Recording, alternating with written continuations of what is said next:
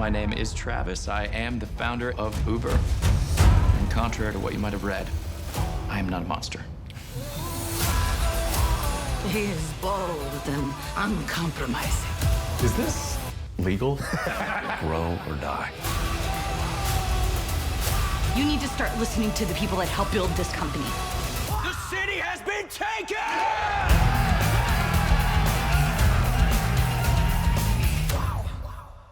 Big fight this weekend. Covington and Masvidal, UFC 272. Jack, who do you like? You know I'm going with Masvidal. Covington said a lot of shit I don't like. He always running his mouth. I don't like him. So I want Masvidal to kind of put that knee in his brain just like he did Ben Askren. Ooh, I like that. Should be a good one. DraftKings Sportsbook, the official betting partner of the UFC, has a can't-miss offer for new customers for this big fight. Bet $1 on the main event and get $100 in free bets no matter the outcome of the fight. Your pick could miss, but DraftKings will still give you $100 in free bets. There's still ways to win big if Sportsbook isn't available in your state. You can get into the action of UFC 272 with DraftKings free play pools. Everyone can enter the free pool with $10,000 in prizes. Answer questions like, how long will a fight last? And who will walk out on top? And follow along to see how you do. Download the DraftKings Sportsbook app now and use the promo code SMOKE. And throw down just $1 in the UFC 272 main event and get $100 in free bets no matter the outcome. That's promo code SMOKE this Saturday at DraftKings Sportsbook, the official betting partner of the UFC.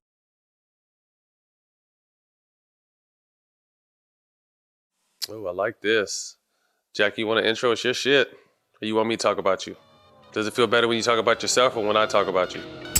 I mean, either way, you know, I'm going to talk about myself regardless if somebody else don't do it. Yeah, So talk feel that free. shit then. Give me a break. Give me a break. What's burning? Jack, what's happening? Coolin', my brother. How you out there on that west side? Man, I'm doing good. I'm doing good, man. Stretch. Second half of the season, man. I'm excited about this. Jack, pushing P towards the playoffs. Let's touch on that Western Conference first.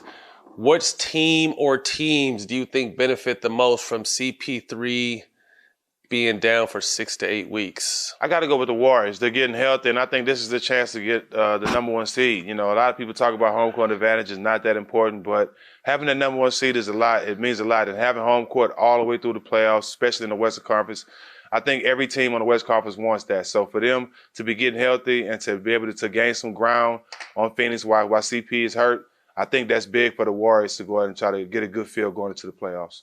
I love this Phoenix team, but they go as far as CP3 takes them.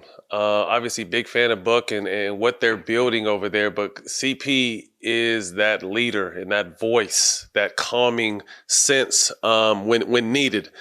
And, you know, guys are still putting up nice numbers, but it's just, you know, with CP is so much to that team that obviously his numbers are great, but that the day-to-day fan doesn't see. But who do I feel benefits the most? I just think teams that are injured, that have important guys injured. Golden State being one of them, Draymond Green and Wiseman coming back. And then Denver being another team where Joker's had an incredible season. Numbers surpassed what he had last year in his MVP season. But he's got Jamal Murray and Michael Porter Jr. coming back. Crazy thing about it is Phoenix only needs to go 500 to be a 60-win team, which is crazy. But also what worries me about Phoenix is CP3 has had hand problems. And, you know, he's broke this thumb. This is his second time, but he's had other hand problems too. He had some in LA with me and the Clippers. So it'll be interesting to see, man, you know, those hands and how aggressive he is on defense and the plays he be making, man. It'll be interesting to see, man, if like I said, Phoenix has a good shot to represent the Western Conference, but without CP, they don't go anywhere. So we'll have to keep a close eye on what about this. Aiden too? What about Aiden too? He ain't got paid. Yeah, this is his year. He still ain't got paid. Yeah, this is his year, but you also got to think, like, he, more than anybody to me, needs CP. Exactly. But I don't say that disrespectfully, because to me, Aiden, and he's played with a lot of, and he's got a lot of bigs paid. I'm talking about CP, but Aiden is the most skilled by far. I mean, he's got offense and defense, mid-range. He can do it all, but he just benefited and looked like it was a whole different player when CP was out there on the floor, man. So definitely going into a contract year for him. He needs that boy CP out there. Eastern Conference, James Harden and Joel Embiid. I want to hear what you have to say first about this. But they're off to a scary, although only being 2 games, a scary 2-game start. Yeah, definitely scary 2-game start. And it was the right 2 teams, Minnesota and the Knicks, to start off with. You know, perfect 2 teams to get a good feeling. You know, would it be in his first 2 games? Definitely the Knicks, though. I got to reiterate that. But nah, Matt. All bullshit aside, they look good, bro. They look good. I can't wait to see them against the top tier Eastern Conference, Western Conference team. But they look good. We know what Embiid gonna do. Definitely, you see the leader in Embiid, how he's embraced it, Harden to the team, allowing him to come in and be the player he's always been. And I think, you know, having Doc Rivers and Sam Cassell on that sideline is making that transition easier for them. They looking good, man. They're gonna be there. Yeah, I mean, people can say what they want about James when he's unhappy. You know, some people say he handles the situations wrong, but we know when he's motivated, he's one of the best players in the world. And Embiid has been having an MVP season. James, since coming over, is averaging 28, 14 assists, and 9 rebounds. So when this dude wants to play, he's one of the best to do it. Something that sparks me with Philly is I've kind of doubted them because Harris is not a consistent third option. But I think the youngster, Tyrese Maxey, has jumped into that third role, third consistent scorer, but can also drop 30 for you. Young, active, he handled the ball most of the season. He's slidden over now and transitioned well with playing with James Harden. And one thing Embiid has been saying too is playing with Harden, he's never had so many open looks. You know, obviously Embiid and Simmons had some work, you know, had some good runs, but James Harden is clearly the best player Embiid has ever played with. And he's just saying that is making his game so much more open. You know, the James' ability to score and assist is scary. But I think Tobias Harris, I don't know, like we've been waiting on him. He got all that money. We've been waiting for him to be, you know, they chose him over Jimmy Butler, Jack. You know what I mean? And he hasn't really lived up to it, but it's not bad now if you have to have him as a 4th option, you know, because he does have the potential to be someone who could really score. Thoughts on Kyrie and the Nets? Hopeful that he'll be able to be cleared. They had some new mandate that was just dropped, but they said he can go to games but can't play. Like, what kind of shit does that make? Like, you're going to let a dude go to a game but not play, but then you're letting players from other cities come in to New York and still play, but Kyrie can't play. But let's speak to Kyrie, the way he's been playing. Big win over the other night against the Bucks, and the outlook for this team coming into this stretch run. Well, first, let me say, when you spoke on Tobias, Maxey can't be that third leading scorer, but who's going to guard those big 3 guards and power forwards? Tobias going to have to step his game up, but they're not going to have this season that they need to. Max is a great small guard, but who's going to guard KD and the rest of these big guys? And Embiid can't do it all. Yeah, no, I agree. But they got the whatchamacallit, not to cut you off. What's the young boy's Thibault?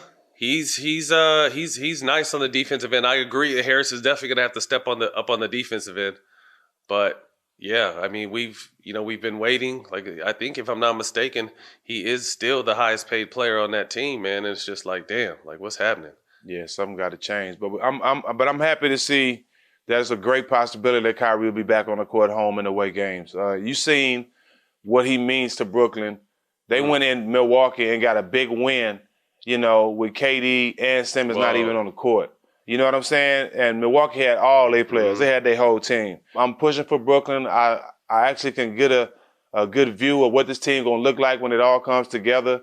And if it works out where Kyrie's playing in all the games and everybody's healthy back, you're gonna see a real dangerous team. And I actually DM'd and told KD and Kyrie that I can see it all coming together.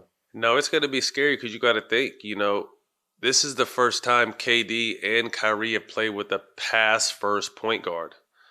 You know what I mean? Kyrie has been a point and made decisions, but all Ben wants to do is get his teammates off. Pause. You know what I mean? He wants to find his teammates in all their spots, and he's going to lock down on D. So it's just like, I'm excited. I still feel like Philly got the best player in the trade, but I feel like Brooklyn won the trade because they have so much depth now. You know, you get a star. You get Seth Curry, who's been shooting the ball well, and then I think big fella is going to play.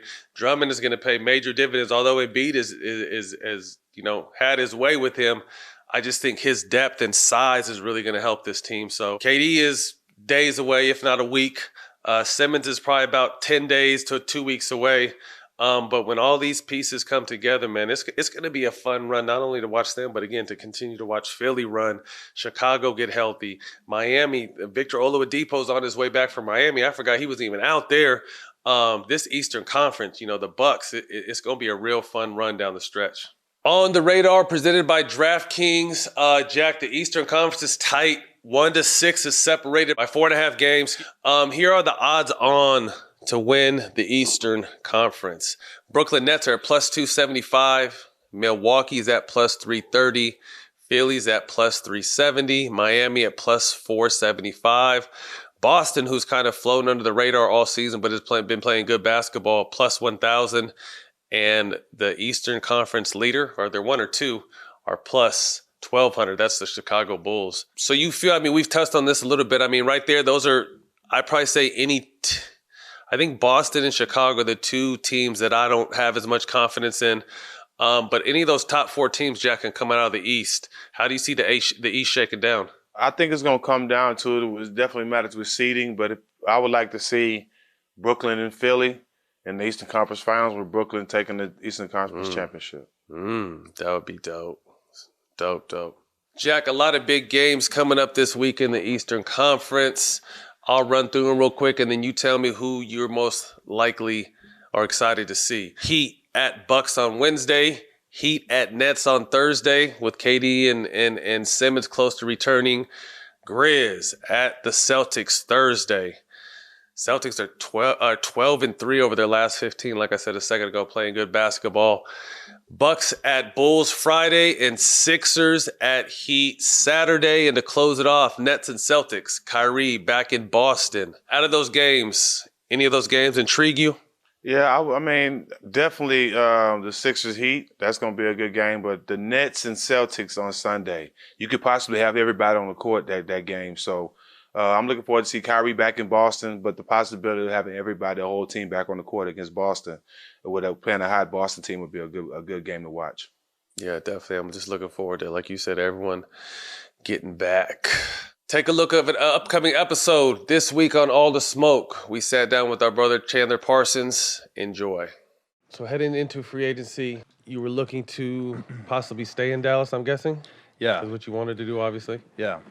And it didn't really work out that way. You end up going to Memphis on another nice deal. What was that experience like? So I signed a 3-year deal in Dallas, but I had a player option in the 3rd year. And talking with Mark, talking with my agent, they said, listen, I played good that year. We went to the playoffs.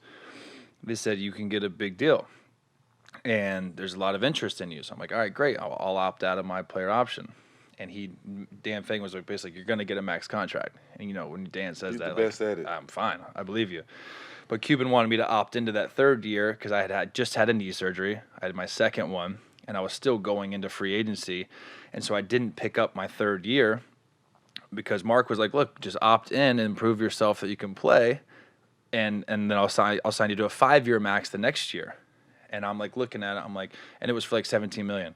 And I'm looking at it, I'm like, he's telling me to opt in now for 17, but Dan Fagan, my agent's telling me I got guaranteed like 95. Like, I'm like, Mark, if I was your son, like, what would you tell him? Like, would you tell me to do this and take this guaranteed deal? Right. And they knew I had the knee surgeries, right? And so that was crazy. And that's another crazy story where I had 2 pitch meetings, and I remember it was Orlando and New York offered max deals, but like 2 or 3 years. But the 2 big 4 ones were Memphis Grizzlies and the Portland Trailblazers. And Paul Allen came, Dame came, Terry Stotts came, their front office came, and we had a great meeting in Portland.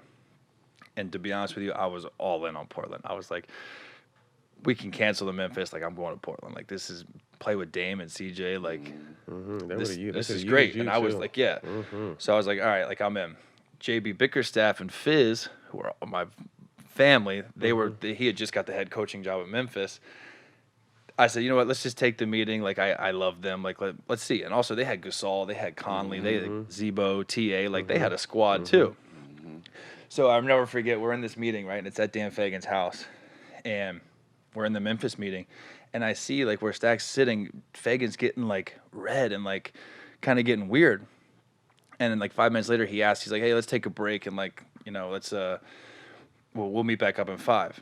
He's like, CP, come here. So I go to his room with him, and he's like, you're going to Memphis. And I'm like, what do you mean? Like, he goes, Portland is going to give you a physical, and because of, like, Greg Oden and Brandon Roy's injury history, you might not pass.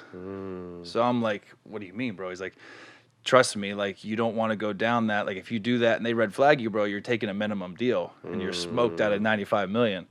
So I'm like, bro, like, what? Like, in my head, I'm on Zillow looking at houses in Portland. Like, I was going.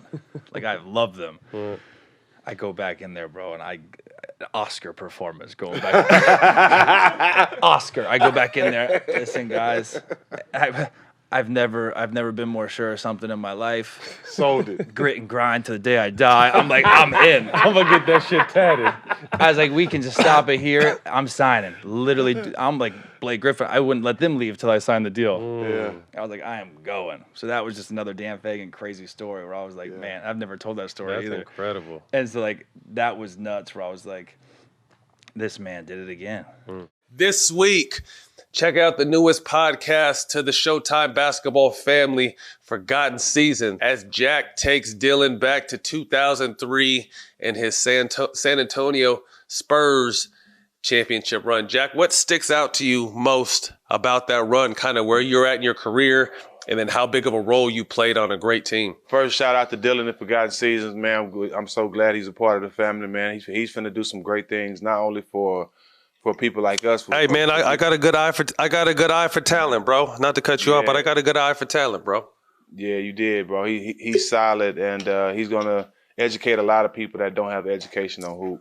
But I enjoyed it, bro. I just think the experience and the education I had was detrimental to my career. You know what I mean? I mean, the stuff I learned, the things I've been through, how I was forced to be a man and a professional in a short time. That whole grind and being around different players and from different places and being around veterans, you know, that been in the league. It was just a gumbo of everything you need as a young player going into the league, you know, and being a part of a winning organization. Just that experience alone was a big reason why I had a 14-year career. Everything I learned there. Dope. Real quick, as Pop comes up on passing our former coach Don Nelson for the all-time winning coach, I know you had kind of an up and down relationship with Pop. Can you speak to that real quick? Yeah, he basically made my career and ruined it at the same time. You know, gave me an opportunity to start on the championship team where I could make a name for myself and have a long career. And when I still had time left, when I've been back to San Antonio, he cut me right before the playoffs. And you know how that looked at the end of your career. Every team across the league get cut right before the playoffs. So, but the respect will always be there. Things happen. I'm thankful for the experience and to be able to say I'm an NBA champion, and I wouldn't have got that without him. So he is a legend. He's one of the best coaches ever. He's going to be the winningest coaches ever, and I can't wait to congratulate him. Make sure you check out Forgotten Season this week wherever you get your podcasts. Man, closing out, Jack. The Lakers get smacked by the Pelicans, bro. I wanted to watch the Kanye. I got done coaching the Twins yesterday. I wanted to come home, watch the Kanye doc, but the Laker game was on ESPN, so I watched it. And I really watched the whole game because I just wanted to really see. I haven't been able to catch a whole game in a minute. That's a bad fucking team, Jack. Yeah, just the body language, you know, nobody's like they're playing for each other. I think one thing about us, even when we was having games, when we was in Golden State, we having games and we wasn't playing well, we still played for each other, and it got us out of that funk.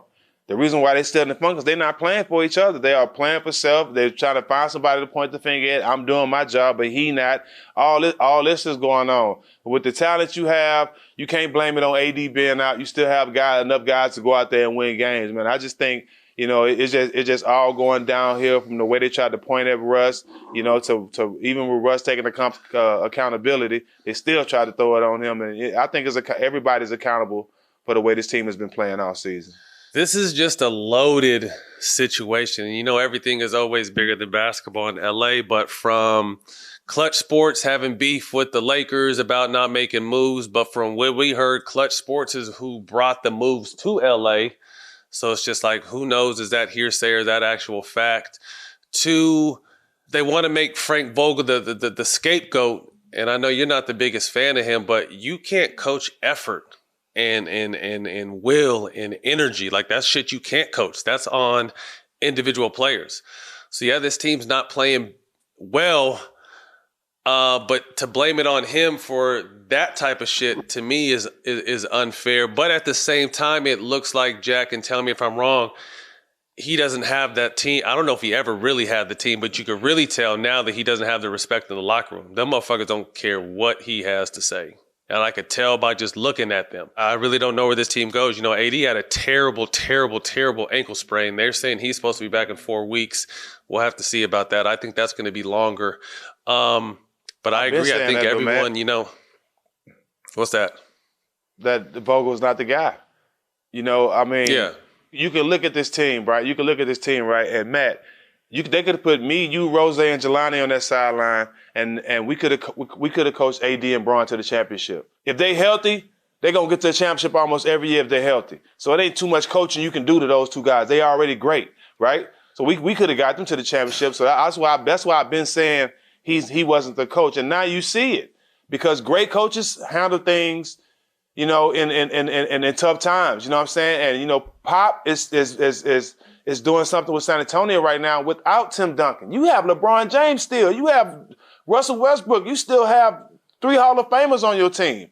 So if you can't control that and keep that together where your season can stay afloat, where your team is still looking respectable with all the injuries, then you're not the coach that everybody thought you was. And I've been saying that.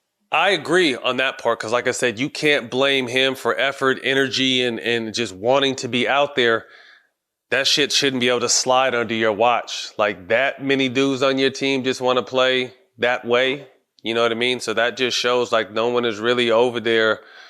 And everyone has different styles. You know, I mean, everyone has different styles to motivate people. I remember one thing, you know, Magic Johnson said, and then, you know, the way Phil Jackson used to work, you know, you can't talk to everyone the same. You can't treat everyone the same. And everyone has different buttons you have to press as a leader and as a coach. One more thing before we close out on this thing, Jack. Someone, I don't know who it was this weekend or maybe on Friday, someone still said that LeBron is a great player, but he can't carry your team anymore. What is your thoughts on that? I disagree. It's so many scrubs in this league, and we talking about LeBron James. LeBron James is going to be a guy that can carry a team and do his part, you know, until he's out the league. I'm not going to say he's going to be the LeBron that can bring a team down from being down 3-1. I'm not saying he's that LeBron, but he's still good enough to carry a team where he can lead them in rebounds, points, and assists and get to a championship. I still think he's that guy. It's just a supporting cast. There's so much negativity going on. So many me, why me? You know, it's just too much finger pointing over there. But LeBron still can do it. I don't know who said that. Yeah, so I don't. No, this is kind of weird. So that was my thing. Like, was so it Rick LeBron is Duker? still. I don't know who the fuck said it. LeBron is definitely still doing his job and getting his numbers, but that's what I mean. Like, he's always, until he's done, he's going to be able to do his job. But he was always able to do a lot of motherfuckers' jobs before. And like I said, get teams through situations like this. And I don't think it's a knock at LeBron or anything, but just catching up. And he's had to do probably the one superstar that's had to do a lot of maybe the most heavy lifting throughout a career. I know people are going to go crazy over that, but he's just done a lot for, you know, teams. I just don't know if he still has that in him. Again, I think he's still a great player, a top 2 or 3 player in the league, but just it takes a lot. And I just think he has a lot of miles. And for him to be able to, he's always been able to cover up for the rest of the team's fuck ups or insufficiencies or inabilities. And I just don't know it at 36 in year 18. That's a lot of heavy lifting to do. And like we pointed out again, Bean did it with less.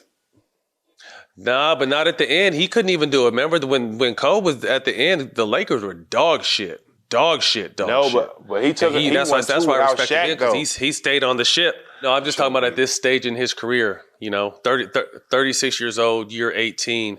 That's a lot to ask, I think, of LeBron. Earlier, he's been able to do it his whole career. But I agree, though. Maybe I agree with that, Matt. I agree and that's with not that, even Matt, a knock like on you him. said. That's just right. That's what I was trying to say. It's not even a knock on him. no, hell no. Because he was so superhuman before, we just expect him to carry any team wherever. That shit is hard to do, man. For one motherfucking dude to carry a whole team is a lot. And, you're 18 and 36 years old, that may be a heavier ask. That's why they thought bringing in AD would take a lot of the heavy lifting off Bron, so you can continue just to maximize him. But he's been having to do a heavy lifting with AD. So we'll see what happens to the Lakers, man. I'm finna wordplay off your heavy lifting. They thought AD was gonna come and take some of the heavy lifting off Bron, but what he should be is be with Bron and do some heavy lifting in the offseason. Ooh, wordplay. Oh, you say he need to get in the gym? Yes. You can catch What's Burning available every week on Showtime Basketball YouTube. And on Twitter, Instagram, and TikTok at Show Basketball. All right, y'all. We'll see y'all next week.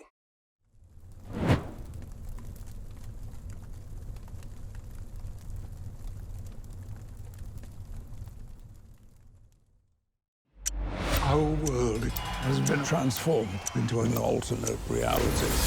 Time has been broken. To save the future, we have to repair the past.